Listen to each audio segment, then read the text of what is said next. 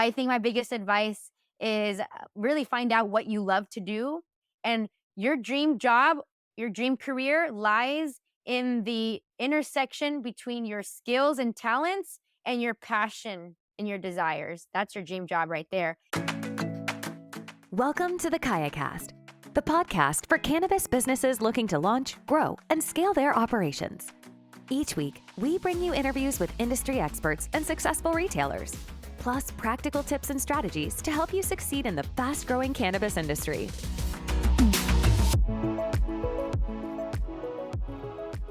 Welcome back to the KayaCast podcast. I am your host, Tom Mulhern, and today I have a very special interview for Cinco de Mayo week.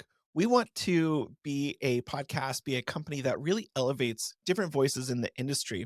And so when we were looking for a Latino voice to highlight for Cinco de Mayo, we reached out to Susie Placencia, who is the brand ambassador for Humo. Humo is a Mexican American owned craft cannabis company who really has a commitment to providing meaningful representation of Latinos in the cannabis industry. And Susie, as you'll quickly find out, is full of passion for helping Latinos find a voice. She heads a bunch of different organizations, companies, including Latinas in cannabis. And her passion really is elevating the Latino voice in the cannabis industry. So we talk about what it takes to launch a brand, staying true to your community, to really your vision as a company. So I really hope you enjoy this conversation with one of the cannabis power players in the industry, Susie Placencia.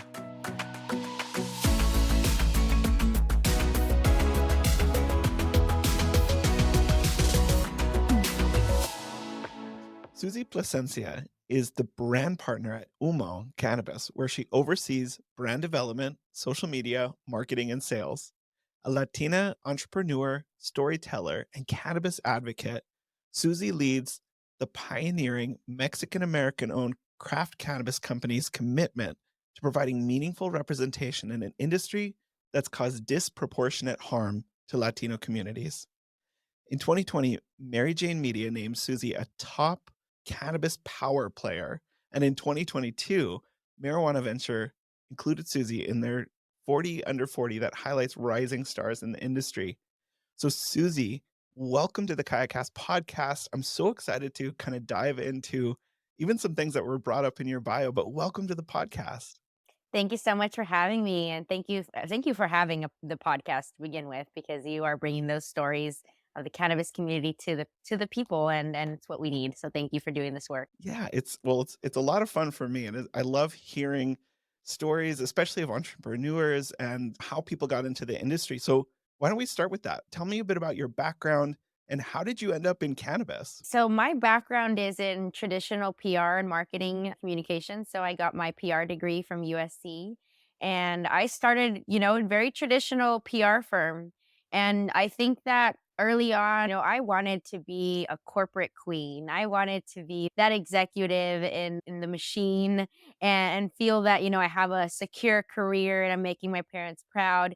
But then I got to that world and I didn't feel passionate about the work I was doing. I was checking a box, and I thought, am I happy? Well, no, you're not supposed to be. It's about just coming in, doing your work, and then clocking out and then having your life, right? And that's what I thought that I wanted. It's what I thought I needed. And it's what I thought my parents wanted out of me. And I think that early on in my corporate career, I started to experience the effects of identity crisis. And that takes a toll. It takes a toll because you really start losing yourself and really figuring out, like, who am I? What do I want? So it wasn't until I started working in the cannabis industry that I started to confront, who I really am. And the truth is I'm 100% Latina. I'm 100% a corporate person, and I'm 100% a cannabis user. And it's important that we come out of that weed closet and are truthful with ourselves.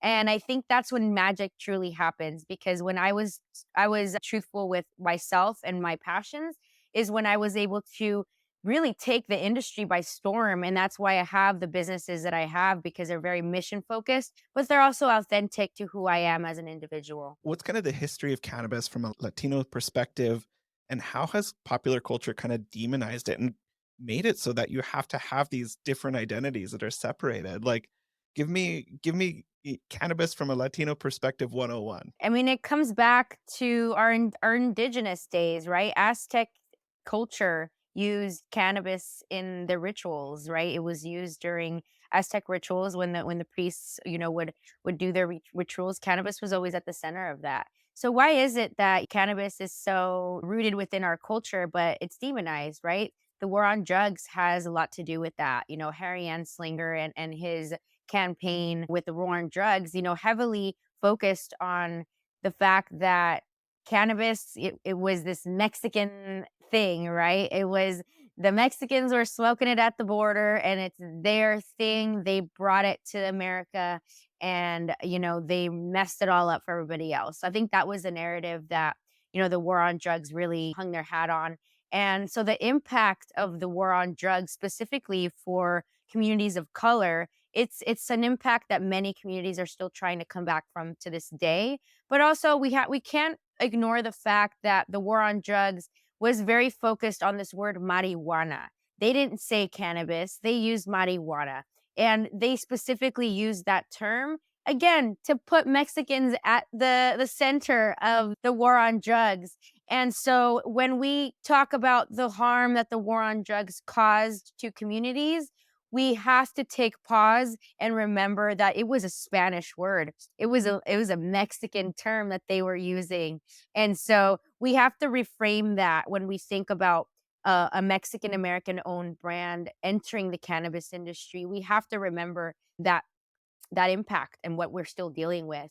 And when you're in cannabis, when you're in California cannabis, Latinos, we are present in every facet of this industry. So to not acknowledge the harm that the war on drugs has caused is a huge, opportunity to really show yourself as a cannabis brand, and that's really what we've done with Umo. I know you're passionate about helping the Latino community overcome that complicated relationship with cannabis. So, what are some specifics that you guys are doing at Humo or maybe your other businesses to kind of bridge that gap for people to overcome that complicated relationship? I think one of the main things that I do with all my businesses is pride.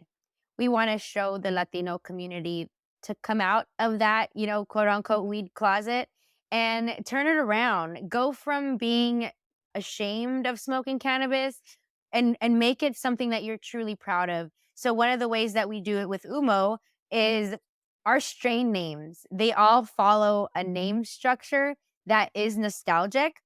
It is meant to bridge the gap between your Latinidad, your culture, and cannabis culture.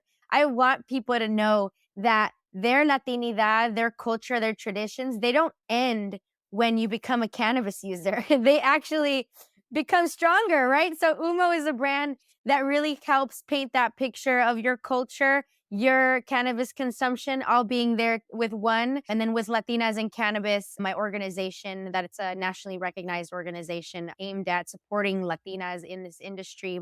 We are providing events, in real life events that bring us together, that remind us how much we need to be valued in this industry, but ultimately give us those resources to really advance. You really are creating that bridge in creating a comfortable space for Latinos to come in and feel accepted and feel a part of this industry. Like you said, especially in California, like it's so core, the Latino community. And so it's amazing to see this brand that you've built. What sort of inspired you guys to launch Yumo brands, and what makes it unique to other cannabis companies in California? The story of Umo is really great because it shows that when something is meant to happen, it's just gonna happen. Our parent company for Umo is a company called Possible. They're a 12-acre farm in Salinas, Monterey Bay. They are a 100% Latino owned and operated farm. And so they launched in 2017 and they had been providing flower for several brands for years and doing great in the market. But after doing that for a few years, they started to think, we're doing this for other brands. where are all the Latinos? Where are the Latino owned brands? And that is a question that a lot of us have been having in the cannabis industry. But when you think of what it takes to create a brand in cannabis, that's when you start finding out the reasons why Latinos aren't present. It takes a lot of resources. There's a lot of grants that you need to have. There's a lot of the licenses that you need to be able to have without those resources, black and brown communities were excluded from that. So that's a big reason why you don't see more Latino owned, black owned brands on the market. The ability for us to get there, we have more barriers to us. So to see a Latino owned farm, a producer, be able to do that at that scale, I knew that they were gonna be able to launch a brand and have the resources for it to be what Humo is now. And from day one, the brand was destined for success because we have passion, we have mission, we have the drive to create something more than just flower for our community. We're creating representation in a way that really hasn't existed in the cannabis industry. We're trying to get people out of that weed closet. We're trying to get people to be proud of their cannabis use. And ultimately, we are trying to provide jobs in this industry. It is our mission as a Latino owned brand to repair the harm that the war on drugs caused to Black and Brown communities. And one of the ways that we're doing that is by giving the industry a brand that they can get behind, that they can support. Because when you support Humo, you're supporting change in the industry. You're supporting women in cannabis, you're supporting Latinos, you're supporting diversity. And it's buying Humo is sending a message to all those other people in the industry that this is a brand that you guys want. And it's going to show those investors that pour money in this industry, hey, we should be investing in diversity in women. So I think that that's what Humo is providing for the industry as a whole. This is a conversation I have over and over again. Like, how can brands be more like inclusive and support diversity? It's investing in brands like Umo and saying like, we believe in this, and supporting and seeing those brands that are trying to do something good like you guys are doing. So that's really inspiring. Thanks so much. We're trying to show the power of cannabis, right? This past December, we were involved in an amazing holiday donation drive where we turned 23 of our retail partners into donation drop-off locations. And we let people know, if you go to these dispensaries, drop off lightly, gently, or brand new toys, shoes, clothing, all to benefit the farm workers of the San Jose Salinas area. And we'll give you guys a deal on Humo. Pick up Humo while you're there, while you're doing a good deed. The response that we got from this, 2 truckloads of goods that we got to send up. And we did an event for the farm workers of the Salinas area. Salinas is where our farm is located. So we wanted to do something specifically for that area. We had an event. We had food, we had tamales, we had a jump station for the kids. And basically we just had tables of all the stuff. We sorted it all out. And we had over 300 families come up, and we got to distribute all of the goods from all those 23 retail partner locations. And so we got to give back to the Salinas community, a Salinas community that is farm worker centric. And we got to use the power of cannabis to donate to these families. So we're trying to show the industry, think beyond cannabis, think beyond the bottom line, and think of, the power of what we can create for our communities. It sounds like you are using your marketing background, your PR background to build this brand, but what are some of the like really effective strategies you've used to help grow Yumo to what it is today? Launching a brand is really hard, and it sounds like it's been really effective for you guys. So what are some of those things that have worked? And maybe even what are some things that you tried that just failed? Because we all have those. I know, right? Well, I can tell you what worked and then what's always going to work is focusing on your community. When you really know who you are serving and you create products and experiences that are to the people that you're serving, you're always going to win. I think where brands sometimes fail when they work in a vacuum, when they have their heads down and they're like, I'm going to create a brand that I think I want, and it's for me only, and then they take it to the market and then people are confused and then they don't understand. And I think that brands really got to understand who they're serving and remember that, because who you serve, that's who you're going to, who's buying your products, right? I can say that for Umo, we definitely have Umo supporters and Umo fans that buy exclusively Umo and hunt us down at shops like, where's that Umo? And I think that that was a creation because our strain names, our branding, our particular events, we got them included into our Umo Familia, I call it. When you focus on the community and you're serving them, you're always going to win. When you lose sight of the community and you start doing things for clout, people are going to see through that and it's always going to fail. So always stay true to your community, stay true to quality, stay true to giving people accessible, high quality products, whether it's cannabis products or it's apparel, you're always going to win. But as soon as that starts to shake, people see through it. They really do. The KayaCast is brought to you by KayaPush, the cannabis software making people management easy.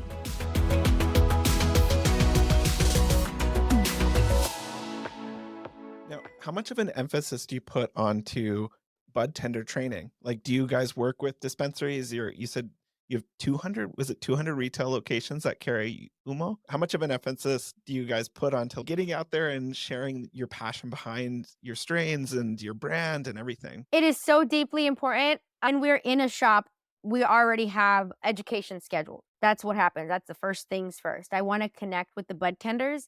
I'm a former bud tender myself. So when I do trainings personally, I like to start off with kind of a pep talk. My trainings, and people will tell you, my trainings are a mix between a TED talk, an emotional the speaking engagement, and then an actual training because I can't help it. I'm passionate. I'm a former bud tender. And when I see other bud tenders, I want to let them know they're valued. I want to let them know how important they are in this industry. And I want to let them know that they have a future in this industry if they want it. So I can't help it. It always starts off being a little emotional, a little pep talk. And then I go into the brand and I go into talking about the importance of this brand being Latino owned and woman led. And then I talk a little bit about, everything about our strain names. At the end of my bud tender trainings, I have seen tears. I have seen standing ovations. I have seen people come up to me and hug me and tell me that that this means so much to them. And so that's really the impact of Umo. And I love to do as many things as I can to get in front of bud tenders because they are the people that are making this industry happen. And just this past weekend, we had a bud tender event out in San Jose with our brand partner, Airfield Supply Co. You can find Umo available there. And we just did an amazing takeover for the weekend, but we did a kickoff with an amazing party the day before with all the bud tenders. We had our bong bar, we had catering, tacos, and education. And after that bud tender event, the bud tenders were so inspired to talk about Umo. And I'm just, that's the way. You got to get in, tap in with the bud tenders. I don't doubt you that after your speeches, there's tears and cheering because you're passionate about this. And when someone's passionate about something, it just comes out. And so, what advice would you give to other professionals that are looking to kind of pursue their passions? And that could be somebody like you said that was in PR and marketing, and they're like, ah, just not feeling this. Or maybe it's someone in the industry. What advice would you say? I think that one of the most important things to kind of start this off is ask yourself what you would be doing if money was no consideration. What is something that you would just do, right? I know that for me, when I ask myself that question, I love to write. I love to be creative. I love to go to events. I love to get dolled up and just talk to people. And what do I do with Umo? I'm riding all day. I'm having meetings all day. I'm going to events, and I have to constantly talk to people and do what I do. I love to do that, and I absolutely feel that I manifested my role in cannabis today, and this is absolutely my dream career. I think you can do the same thing, but you have to be honest with yourself and think, what do I want to be doing all day? Do I love talking or do I hate talking to people? Because if you're going to have a career in communications and you don't like talking to people, you're going to have a hard time, and you're going to have a hard time finding your passion in it. So I think my biggest advice is really find out what you love to do. And your dream job, your dream career lies in the intersection between your skills and talents and your passion and your desires. That's your dream job right there. That's how I found Umo and Mota Glass and Latinas and Cannabis. I love to talk, love to smoke cannabis, and I love branding and PR. And that's what all three are. And this industry needs really talented people like yourself that are like willing to pursue their passions and not just like, well, I guess I'll do cannabis. Like I don't find too many people that just fall into cannabis that they're just like, well, guess I'll fall back on my career in cannabis. So I have never heard that sentence ever be uttered. I can tell you that the cannabis industry is so difficult, it's so cutthroat that there's nobody in it that's in it because they don't care about it. If they are, they're not going to survive. And those are the ones that are falling off right now.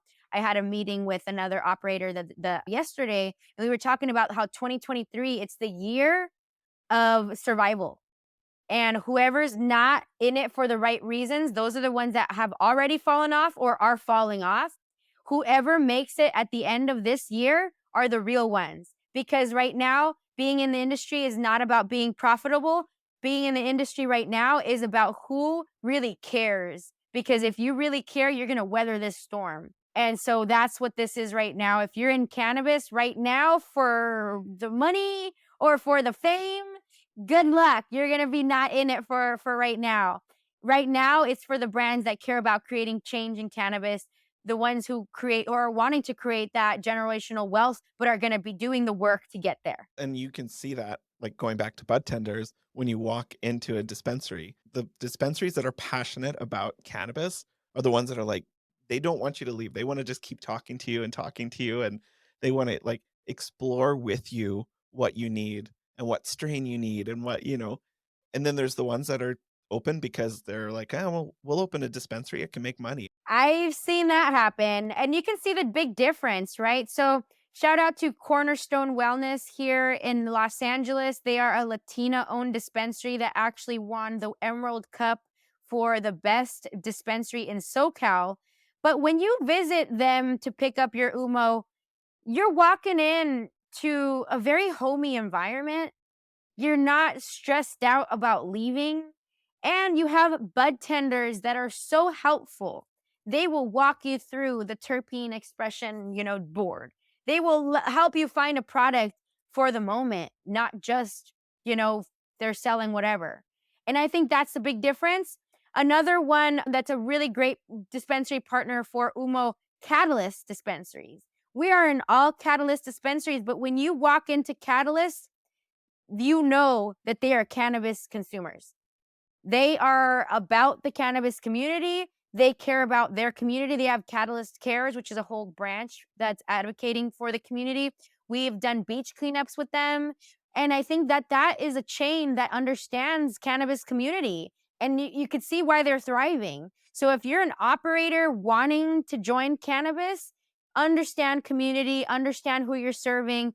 It goes for brands and it goes for retailers. It always starts with the community that you're serving. So if you're looking to be an operator, launch with that in mind. And if you're an operator right now and you're struggling to find out how to continue to serve your communities, do community events. Focus on what they need and put your brand within that. How can people find out more about you, how to get connected to you, come to those events? How can people get connected with you and reach out to find out more about what you guys are doing? Being in cannabis, one of the things that, unfortunately plagues us is social media because they'll just knock us down on Instagram.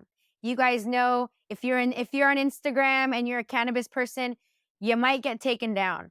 So, as a social media expert for many years, the strategy for cannabis is having multiple accounts. You have to have many and you have different focus for all of them. So, we have our main Umo account that is get.umo. That's our main Umo channel. That's where you can find our strain drops, our announcements, any kind of big Umo announcements. That's happening on our main page. Separately than that, We have Humo Familia with no underscore, no periods. That's our events page. When you're going to look to find out what promos are going to be happening in your area, you go follow that page. We post weekly what events we're going to have for that week so you can tap in on get some promos for Humo or visit our bong bar if you're looking to sample some. We have events every week throughout the LA area, throughout the California area as well. So you can go in there and figure out where can I try Humo this week or where can I sample? Humo Familia, that's your channel for you. We're going to be launching an apparel channel within the next couple weeks. That is our lookbook for all Humo attire. That's going to be coming very soon. But if you're looking to find out behind the scenes stuff, you're going to want to follow Susie Greens. I'm that behind the scenes person that's always letting you know what the latest on Humo is. If you're looking to find out more about me as an entrepreneur, I have my personal channel, Susie Placencia. Feel free to check it out. It's a long one. So that's my personal channel. And if you're a Latina looking to join the cannabis community, if you're looking to grow your career, enter the cannabis community, or just look for other people to connect with, I invite you to follow us at Latinas_cannabis. That's Latinas and Cannabis, our channel there. We have a lot of events. We're going to be launching a virtual events as well. It's a community for you. If you're not a Latina and you're just looking to support Latinas, feel free to follow us and share our content as well. But those are all the channels where you can just jump into the ecosystem that I've created for us. Well, Susie, thank you so much. And yeah, thanks for being on the KayaCast podcast. Likewise, hit me up anytime. Such a pleasure. And thank you again for inviting me.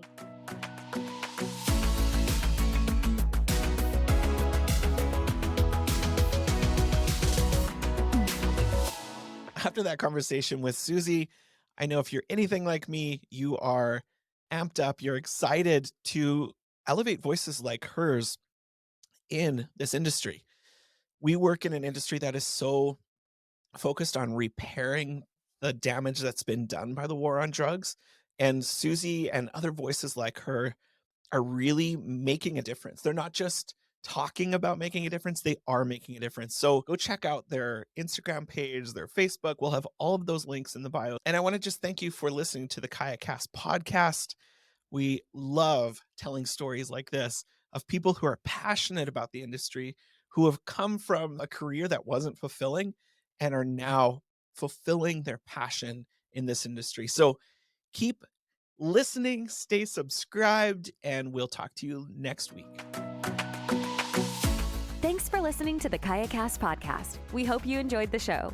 Don't forget to subscribe to our podcast in your favorite podcast app, or visit our website to learn more about our guests and to access the full archive of episodes from the show. Join us next time as we continue to explore the world of cannabis and help you grow, launch, and scale your business.